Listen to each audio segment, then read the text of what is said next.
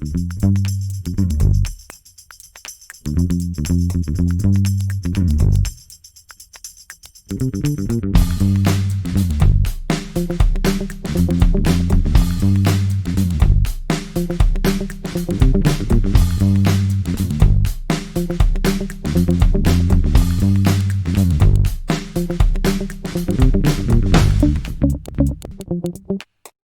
aí, querido Gustavo? Tudo jóia? Tudo bem com você? Tudo jóia. E você? Tudo bom? Tudo bom. Tudo ótimo, melhor agora, porque assim, a gente estava muito na expectativa de te receber. A gente sabe o quanto você agrega, o quanto você pesquisa, então estamos muito felizes. Seja muito bem-vindo ao Zona Zen. Obrigado, é um prazer enorme estar aqui, agradeço o convite. Vocês estão me escutando bem? Eu tô escutando ótimo. Tudo bem aí, produção? Tudo bem? Acho que sim. Tá tudo bem. Vou começar já, para a gente não perder tempo, com o primeiro quadro do Zona Zen, que é quando o nosso convidado... Vou começar com um quadro que é do nosso Zona Zen, que se chama Em um Minuto. Em um minuto, quem é Gustavo Rocha? Bom, então, meu nome é Gustavo Rocha, eu sou físico de formação, sempre fui fascinado com as ciências naturais, mas nunca consegui tirar o pé das humanidades também, como a filosofia e a psicologia, que nós vamos falar muito sobre essas disciplinas hoje também. No meu mestrado e no doutorado, então, seguindo essa segunda tendência da minha personalidade, eu acabei fazendo um mestrado e doutorado em História e Filosofia das Ciências. Claro que, sendo físico, inicialmente eu me concentrei na história da física no século XX, principalmente as interpretações da mecânica quântica e também, digamos assim, a multidisciplinariedade que sempre me interessou e o diálogo entre ciência e espiritualidade, que é o que eu já fui fazer no pós-doutorado. Eu fiz um pós-doutorado em Berkeley, que é o que se refere ao fruto do meu trabalho no nosso papo de hoje. E atualmente eu moro em Belo Horizonte, que é a minha terra natal. Embora Estamos falando direto de BH. Eu estou aqui num estágio de pós-doc na UFMG. Muito bem, definiu muitíssimo bem. Agora, um próximo momento é uma microfelicidade recente e uma macrofelicidade de qualquer tempo da sua vida. Bom, eu acho que a macrofelicidade eu acabei de mencionar, que foi o fato de eu, depois de 10 anos fora de Belo Horizonte, poder voltar. Eu cheguei aqui em setembro do ano passado e eu estou muito feliz de estar morando de volta na minha terra natal, depois de passar tantos anos em várias cidades no Brasil e fora do Brasil. Então, essa seria uma macrofelicidade. Uma microfelicidade, eu diria que eu estou tomando um Malbec aqui, que eu adoro tanto. É a minha microfelicidade hoje.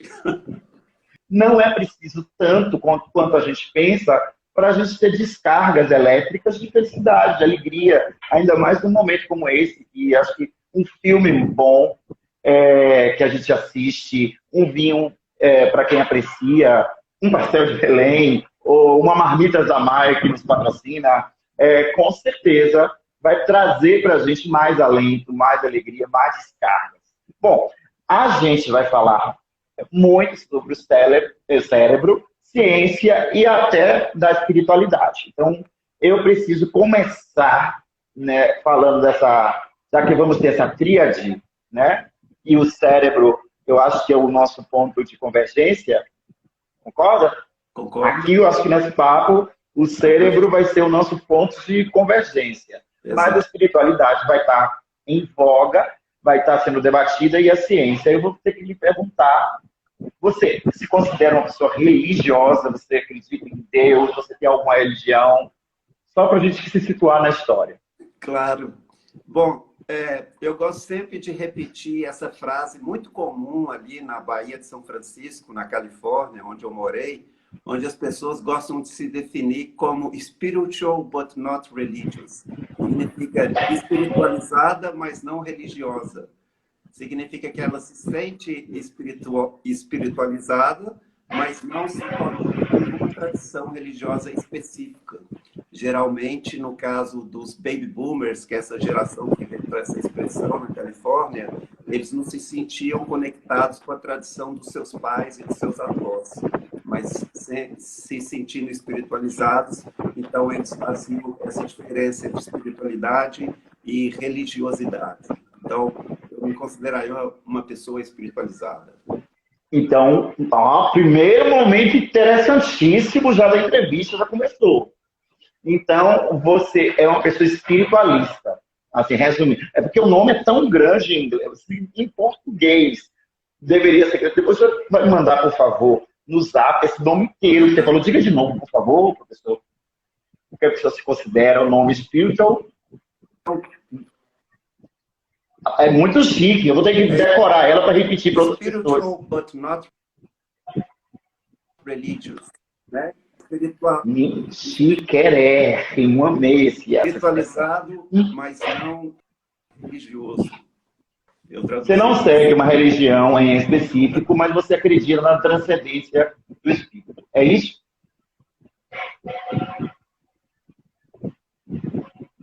É, exatamente. Eu entendo que uma dimensão da experiência humana que nós poderíamos chamar dessa dimensão do sagrado, do espiritual. É uma dimensão inegável da experiência humana no meu... Entendi. Tá cortando um pouquinho para mim, mas eu acho que tá bem, tá ok, produção? Conseguiu escutar? Você está me ouvindo bem, tá? Ouvindo bem. A minha próxima pergunta, eu acredito que já foi quase respondida. Então, nesse caso, só complementando, a ciência e a espiritualidade, elas têm condições de andar juntas? Elas são compatíveis? Sim, elas têm condição perfeitamente de andarem juntas e deveriam andar juntas. Até porque a própria ciência tem uma de suas origens essa experiência do maravilhoso, do esplêndido, de se sentir embasbacado com a realidade, ao nosso ciência comum que está na base da filosofia antiga, a filosofia grega, Platão e Aristóteles, que a origem da filosofia é espanhola. E se você pensar na ciência moderna... Tá. Eu vou só fale da parte em que você estava conversando sobre essa questão de que a ciência... Estou te ouvindo, sim. De que a ciência e a espiritualidade deveriam andar juntas. É uma expressão muito interessante essa. Sim. E se você olhar para grandes físicos no século XX, por exemplo, você tem muito essa referência de que a beleza da natureza é uma inspiração para a produção científica, no sentido que é uma relação estética, portanto, de natureza também espiritualizada, que muitos cientistas sentem como motivação inicial da produção científica deles. Então, não é incompatível as duas. Entendi. Tô te escutando bem. Eu estou me sentindo naquelas transmissões da Globo News, que o pessoal fala e aí existe coisa. É meio chique, tudo bem, tá tudo certo na Bahia. Espero que em Minas também esteja. Seguimos. Me diz aí, a diferença, eu vou perguntar muito básica a pergunta, mas eu acho que é importante para o público, entre mente e cérebro. Sim, a diferença é a diferença que nós experimentamos entre a nossa experiência subjetiva, ou seja, como nós sentimos a nossa própria consciência, como nós percebemos o nosso mundo interior. Essa seria a mente. A análise exterior do ser humano. Então, por exemplo, se eu sinto um sabor de um doce que eu gosto, ou do vinho que eu estou tomando, essa é a minha experiência subjetiva, que a minha mente percebe. No entanto, eu posso entrar dentro de uma daquelas câmeras de tomografia por emissão de pósitron, onde você tem aquelas imagens do cérebro, e ver objetivamente o que está acontecendo com o meu cérebro enquanto eu estou experimentando um Malbec. Então, essa que é a diferença. O cérebro é a descrição em terceira pessoa objetiva do fenômeno. E a mente é como eu, subjetivamente, experimento tomar um vinho Malbec. Percebe? Entendi. Percebo. Então, quer dizer, sobre a mente, a gente tem... Aonde a gente tem mais controle, no caso? No cérebro ou na mente? Aonde o ser humano exerce maior controle? Bom, veja bem, quando eu falo que eu estou feliz, essa é uma experiência que é uma descrição da mente. Mas quando um neurocientista ou um psiquiatra fala que eu estou feliz porque tem muita serotonina no meu cérebro, que é um neurotransmissor importante, então essa é uma descrição que o cientista faz do cérebro, certo? Essa que é a diferença. Eu posso, digamos, controlar certos aspectos do meu cérebro. Por exemplo, se a pessoa toma um remédio para dormir, ela está afetando diretamente a mente, a capacidade dela adormecer, ao modificar o funcionamento do cérebro. Mas também a pessoa pode só apenas deitar na cama, pensar num ambiente agradável e cair no sono pelo esforço da sua imaginação. Então, quer dizer, dos dois lados, nós somos afetados. Pelo lado material e pelo lado subjetivo, com o poder da nossa vontade. Mas eu acho que hoje, o que mais o ser humano fala nessa nova era é justamente desse controle sobre a mente, sobre o psique, sobre essa questão da reconstrução do mental, que tem efeito no cerebral, pelo que você está falando. Algum desses aí é mais fácil da gente começar? Por onde a gente começaria? Pela mente ou pelo cérebro? Eu acho assim. Eu vou te dar outro exemplo. Quando eu falo assim, eu estou com sede, todo mundo sabe o que é sentir sede dentro de si, né? Mas você pode entender que eu estou com sede, mas você não está sentindo a sede que eu estou sentindo, correto? Sim. Mas a gente você pode imaginar. Você pode imaginar. Você pode perceber que, por exemplo, a minha boca está seca, que eu estou buscando um copo de água, tal. Aí você fala, ele está com sede. Então, essa é a observação de fora. Agora, quando você sente a sede, essa é uma observação de dentro. Essa que é a diferença entre mente e cérebro. Cérebro Perfeito. Agora ficou de fora e mente é observação de dentro. Então, eles se correlacionam e são tão importantes quanto. Exato. Existe uma correlação. Ok, então, se beleza. você muda, digamos, fisicamente o seu cérebro, você muda a sua experiência interior. Por exemplo, tomar o vinho. Se eu estou tomando um vinho e eu começo a me sentir mais alegre, então eu posso dizer que foi um efeito, né, da minha neurofisiologia que provocou essa alegria. Então, de certa forma, a parte física influencia a parte interior. Mas o mais interessante é que a parte interior, aparentemente, também influencia a parte física.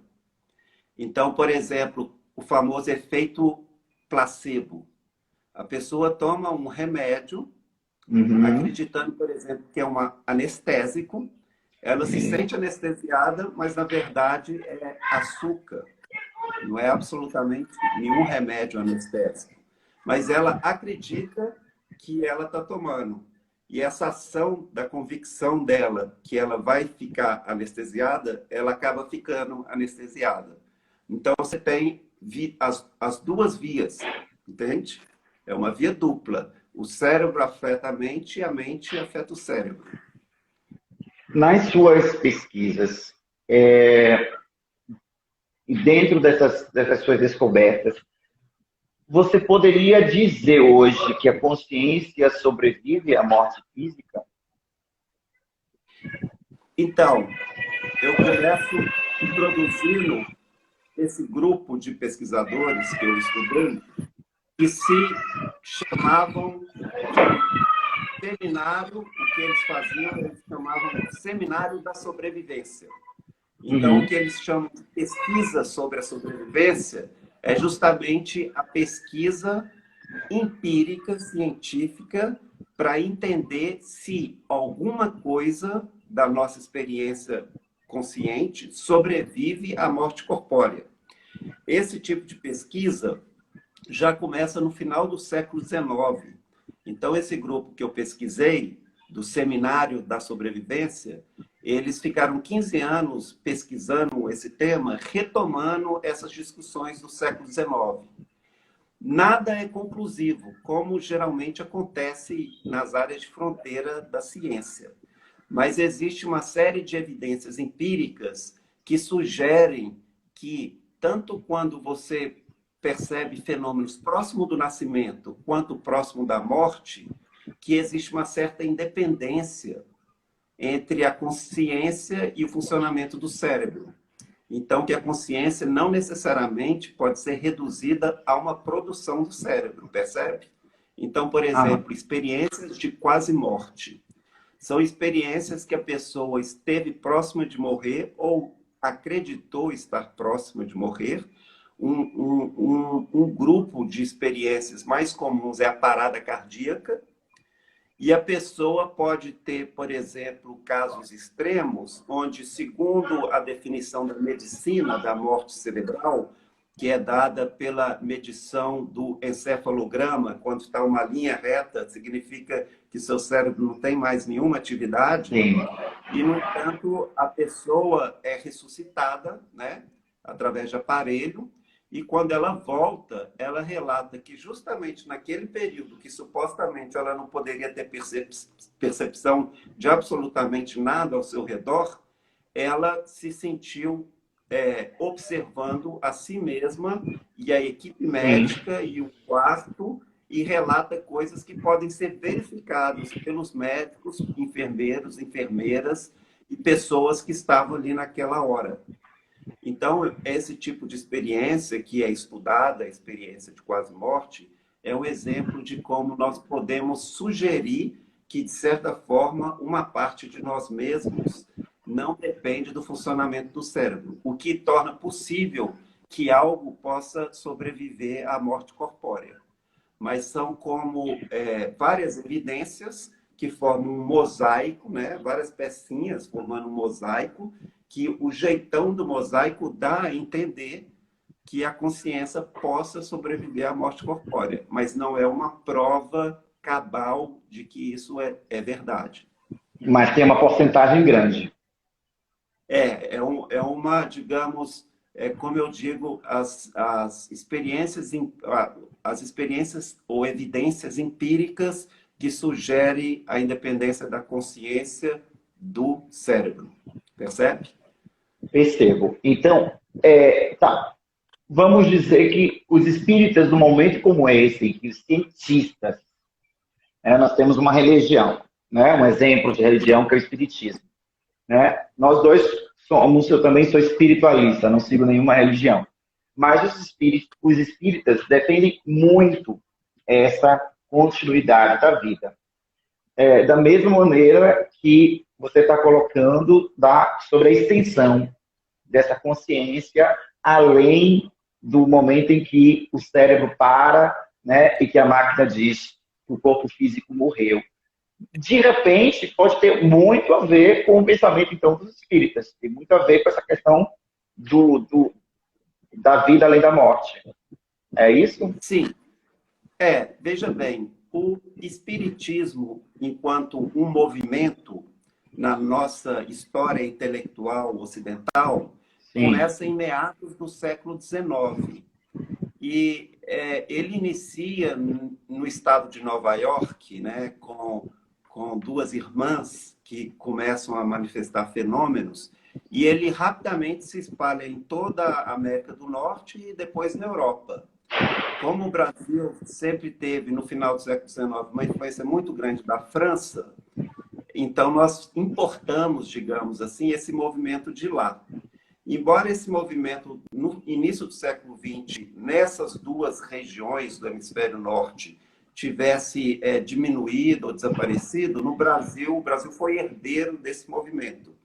Esses grupos de pesquisadores que eu mencionei no final do século XIX, muitos deles franceses, alemães, britânicos, eles também, digamos, estavam ali nos mesmos corredores culturais dos primeiros espíritas. Eles também, por exemplo, pesquisavam médiums, que é algo muito comum no kardecismo brasileiro, Sim. onde uma pessoa psicografa, né, supostamente do espírito.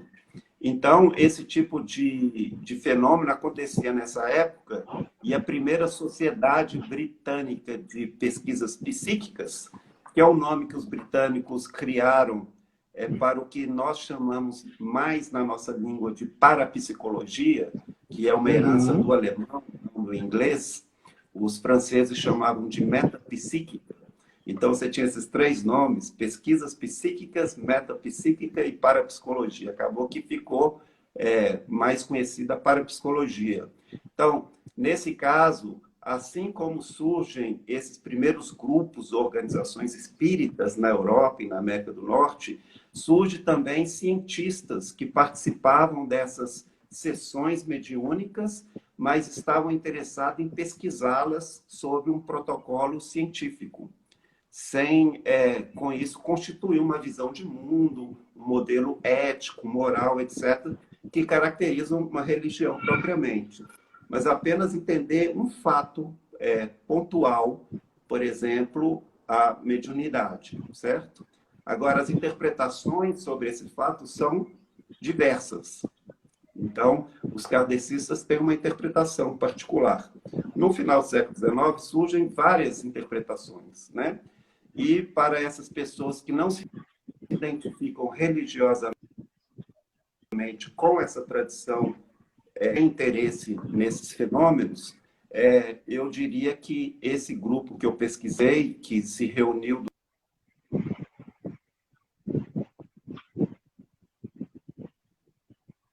também tem esse interesse, mas eles não se têm religiosos de espécie alguma. Eles querem entender esses fenômenos, digamos assim. Então, Entendi. existe sim uma relação histórica íntima com o espiritismo, enquanto um movimento religioso que se desenvolve nos últimos 150 anos, mais ou menos, e a formação dessa área científica da parapsicologia, que Que tem é talvez um, um fundo, uma base comum, percebe? Essa relação. que é algo Assim muito como a relação... interessante, né? Muito incomum, porque geralmente a gente ainda vê nos tempos de hoje algum preconceito na relação entre ciência e espiritismo, quanto mais no final do século XIX. Deve ter sido algo que foi chocante dentro daquela realidade, dentro daquela sociedade, né? Porque Sim, hoje ainda se vê isso, ainda se toma susto quando a gente fala de ciência e espiritismo, parece que não podem andar juntos, né?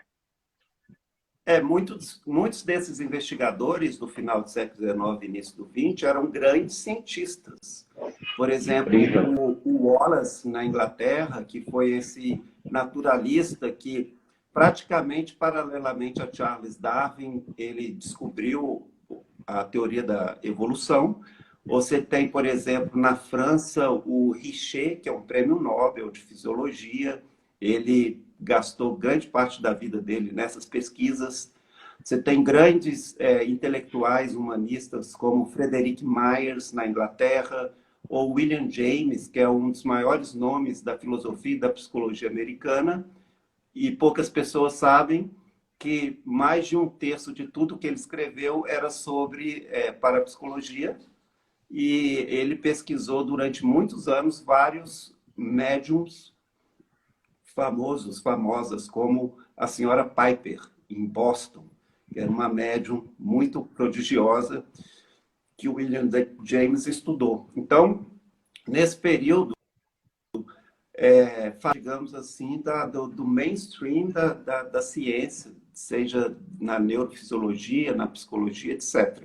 Hoje as duas coisas parecem muito afastadas, mas isso foi uma deriva histórica desse momento comum, É onde os interessante Estados como você coloca, parece que sabe, é um boom que dá na gente. Você me surpreendeu total na resposta. Ainda bem que a gente não fez nada muito de pré antes, está tudo acontecendo agora, em tempo real. Sobre as experiências de quase morte, você poderia citar alguma para a gente que mais chamou sua atenção, assim, de maneira rápida, Sim, porque eu quero tanto perguntar mais coisas. claro, claro. Sim, a literatura sobre pesquisa em experiência de quase morte, ela começa em 1975, quando esse médico americano escreve esse livro publicado no mundo inteiro, em várias línguas, chama-se a Vida Após a Vida, onde ele relata uma série desses relatos de pacientes e começa a fazer uma primeira taxonomia, uma classificação das coisas que acontecem com a pessoa. Bom, então, esse livro, esse autor chama Raymond Mood. Esse livro, Vida Após a Vida, se tornou muito popular, mas também atraiu vários outros médicos e psiquiatras, principalmente, em torno Sim. dessa ideia de estudar cientificamente essas experiências. E foi assim que começou-se as primeiras sociedades, os primeiros periódicos científicos dedicados exclusivamente para estudar experiências de quase morte. Então, digamos que a literatura sobre esse tema tem cerca de 40, 50 anos. Mas teve E algum caso entre assim que te chamou a atenção?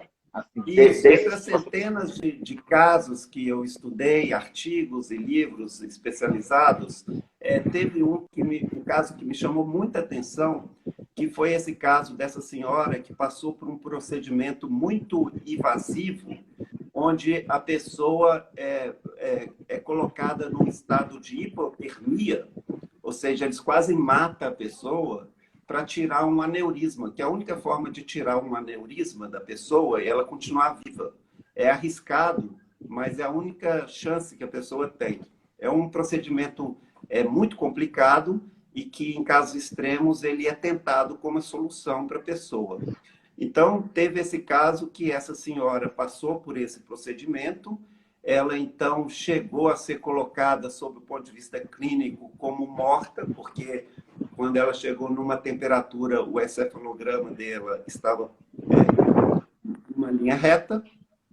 No entanto, ela, quando retornou, ela relatou várias coisas do quarto e do prédio, fora do quarto onde ela estava sendo operada, que incluía detalhes minuciosos, como um sapato com uma cor muito específica, uma característica muito específica, que estava enrolado numa escada vários andares acima, em outro prédio, e que depois a enfermeira saiu procurando nos prédios afora, naquelas escadas de incêndio que os americanos têm, e Sim. encontrou o sapato nos mínimos detalhes, como a senhora em questão tinha relatado. E essa No momento em que situação estaria de... morta. É isso que eu ia perguntar. Essa situação de quase morte, o senhor lembra de quanto durou? Na verdade, você é muito Bom, jovem. Eu vou chamar de você, licença. sim, Para você, chamar por de favor. você, porque Sim, fica estranho. por favor, Tony. Bom, então, no caso dessa senhora, deve ter sido coisa de 2 horas. Isso pode Peraí, acontecer ela quase ficou em morta todos. 2 horas? Não, Ela- não. Eu digo assim, ela ficou desacordada. Agora, esse Sim, período é sim. curto, porque senão ela Ah, não volta, né? como se fosse um coma, algo assim. Exato. Então, a experiência ela pode acontecer numa fração de segundos, por exemplo, Sim. quando envolve um acidente. Então, é uma fração de segundos a pessoa tem aquela experiência, ou ela pode ser mais prolongada. De toda forma, ela tem efeitos similares. Inclusive, um dos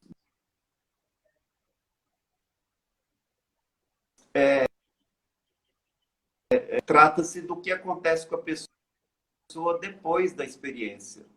Depois da experiência, ela sai dela, nunca volta a ser a mesma pessoa.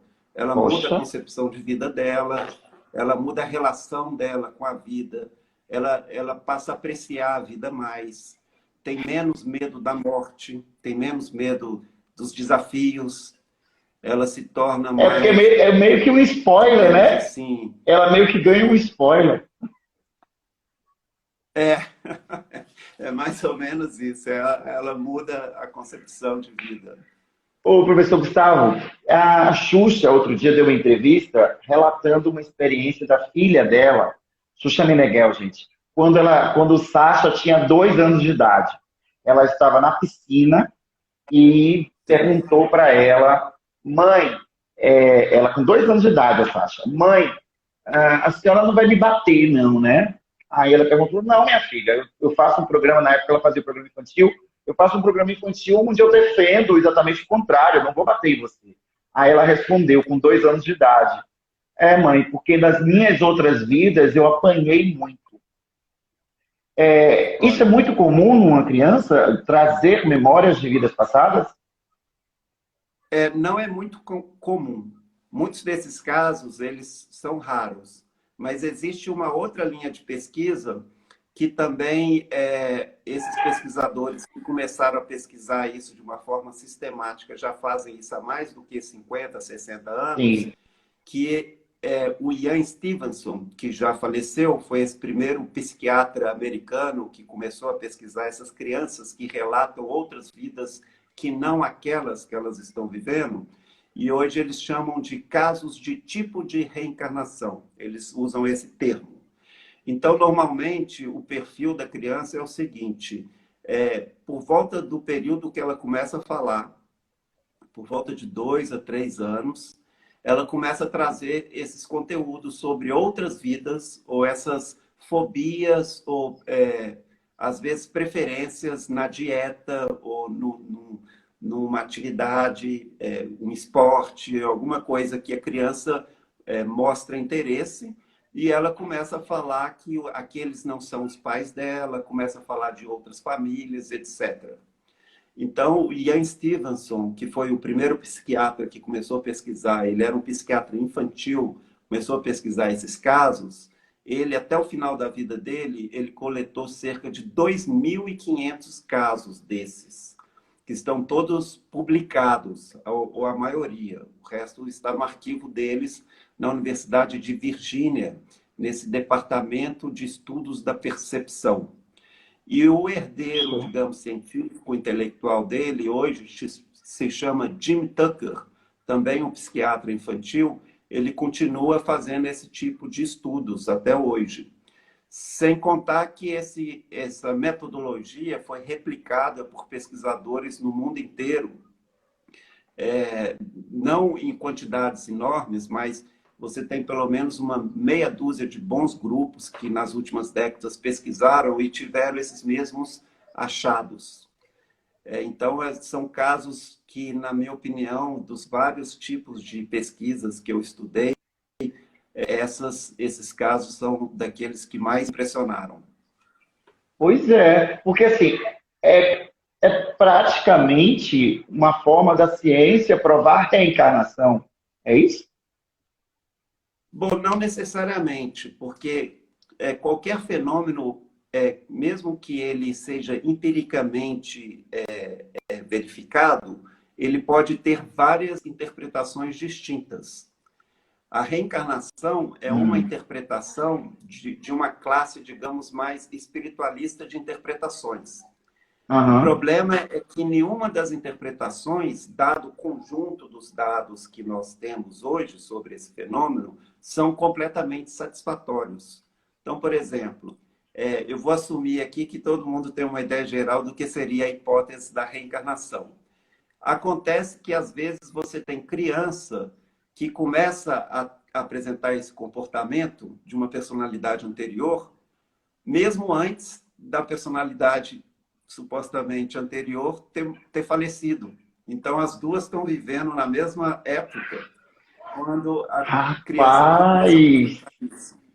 Ou, por exemplo, Interessantíssimo quando isso. mais de uma criança apresenta o mesmo fenômeno, alegando ter sido a mesma personalidade anterior. Então, são duas crianças diferentes, mas que alegam ter sido a mesma pessoa como personalidade anterior. Então, Quer dizer, é como se fossem vários corpos vivendo em um durante um determinado período. se a gente tentar forçar uma opinião, uma interpretação espiritualista, onde a gente tem essa ideia de uma alma que Até migra de para um facilitar para o pessoal que está assistindo poder esse, entender, né? sim, esse é o problema. Esses fenômenos não são facilmente, ou talvez seja impossível colocar esses fenômenos dentro das ideias básicas que a gente tem de espaço, de tempo, de Sem dúvida. causalidade, ou de identidade, né? Essa experiência, eu sou uma pessoa, um eu, um ego, um self. Essas bases do nosso entendimento, elas não se verificam nesses fenômenos. Então, por isso, eles nos deixam confusos e deixam os cientistas confusos, que a gente não consegue explicar dentro dessas ideias básicas que a ciência usa, ou até o senso comum usa para explicar as coisas. Sim. Até porque você mesmo colocou aqui que a ideia de espaço e tempo neste outro, vamos chamar mundo paralelo, ou nessas experiências de quase mortes, são diferentes daquelas que nós temos aqui. Né? Exatamente. Então, assim, é difícil posicionar-se ou medir, porque me parece, pela sua explicação e pelo que a gente entende e lê, que é bem diferente. A passagem do tempo é bem diferente. Como também, nessas experiências, eu sei que nas suas pesquisas, você até trouxe alguns casos de marcas de nascença, que as pessoas trouxeram, Sim, provavelmente, de experiências de vidas passadas. É verdade? exato. O Ian Stevenson, ele teve, desses 2.500 casos, mais de 300 desses casos, que ele publicou em 2 volumes enormes, ele apresenta casos onde a criança tem ou uma marca de nascença ou um defeito de nascença, né? Que são duas coisas distintas. Uma marca pode Sim. ser uma mancha, alguma coisa assim na pele e tal. E um defeito é tipo a criança nasce sem o pé direito, uma coisa assim. E ele, então, relata mais de 300 casos onde o relato da criança a respeito da personalidade anterior coincidia com a marca que ela tinha. Por exemplo, tem esse caso que ele pesquisou na Turquia, onde a personalidade anterior teria se matado, porque era um bandido que estava cercado pela polícia e, ao invés de ser pego, ele preferiu se matar com a arma que ele tinha.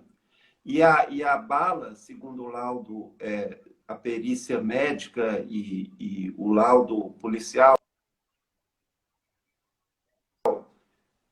teria entrado, digamos, no canto direito do queixo e saído na parte esquerda da cabeça.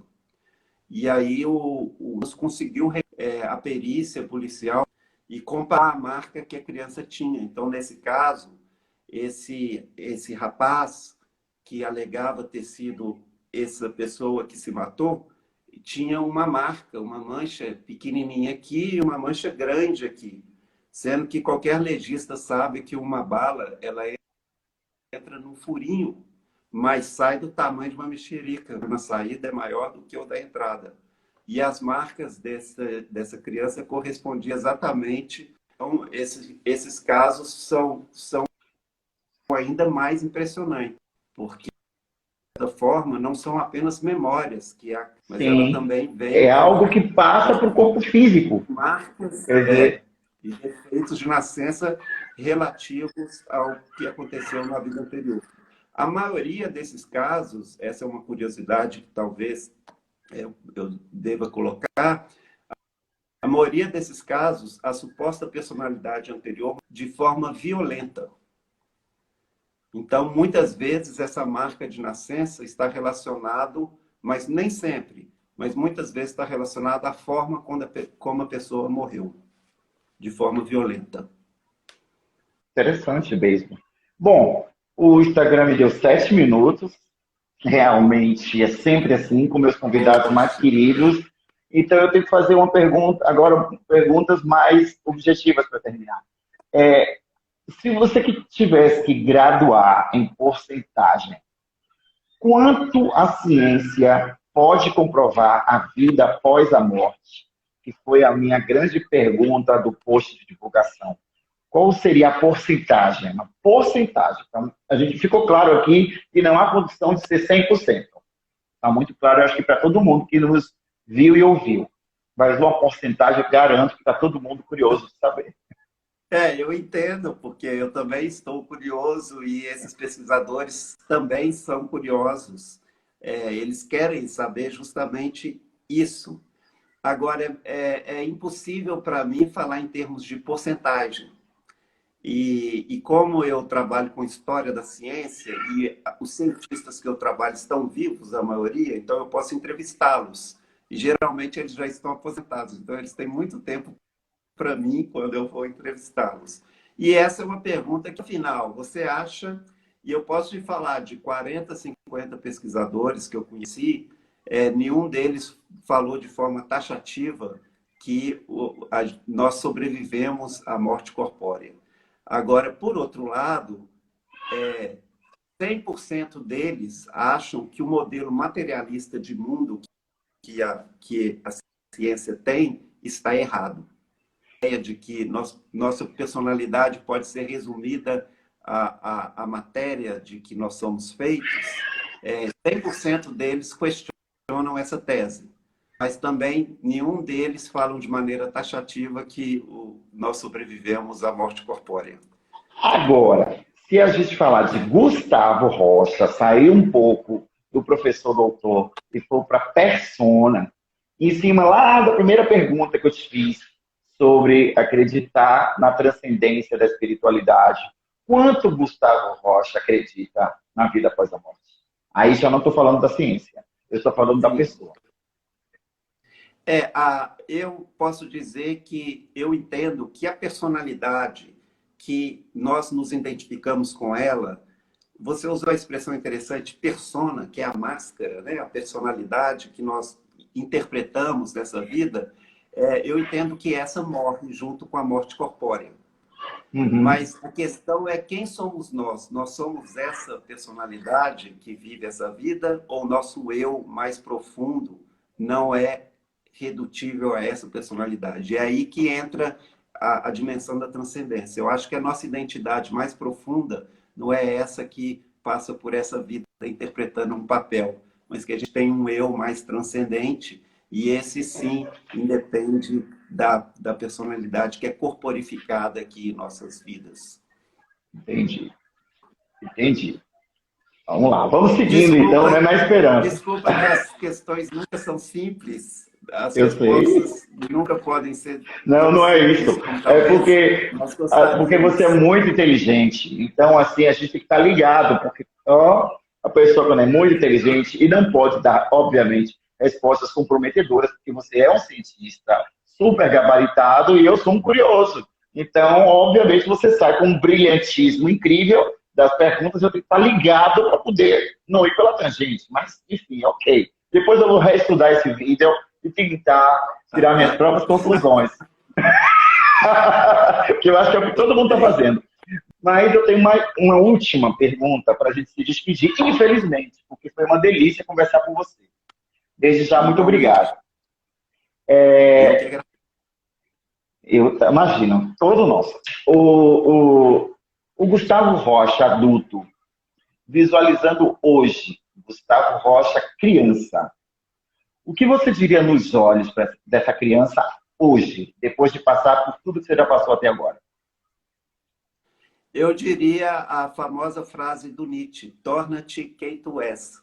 Eu acho que é importante nós seguirmos os nossos talentos e os nossos chamados, a nossa vocação, e tentar realizar ao máximo aquilo que desde criança a gente sabe que a gente quer, mas a gente esquece o que a gente quer e acaba fazendo outras coisas diferentes do que aquilo que era a nossa vocação. Então eu olharia para o olho dele e falava: torne-se aquilo que você é.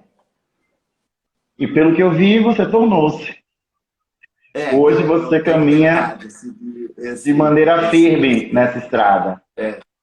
exato. Porque todo Ó, mundo vai encontrar, inevitavelmente, obstáculos no seu caminho quando busca a própria autorrealização. Então, a gente tem que ter uma convicção que, de alguma forma, aquilo vai dar certo lá na frente. muito bom. Meu querido, muito obrigado. Eu tenho usado uma frase meio que budista aqui, eu não sei, mas eu acho lindo dizer Namastê. O Deus que habita em mim, saúde e reverencia o Deus que habita em você e a sua ancestralidade, a sua história. Porque são as histórias das pessoas que passam aqui pelo Zona Zen. Muito obrigado, de verdade. E excelente entrevista Obrigado, agora com a Tony. Flavinha. Ótimo. Eu agradeço o convite, eu adorei estar aqui. Parabéns pelo seu programa no Muito obrigado. Instagram, que é excelente. E eu desejo todo sucesso para você. Eu o dobro para você. Muito obrigado, meu querido.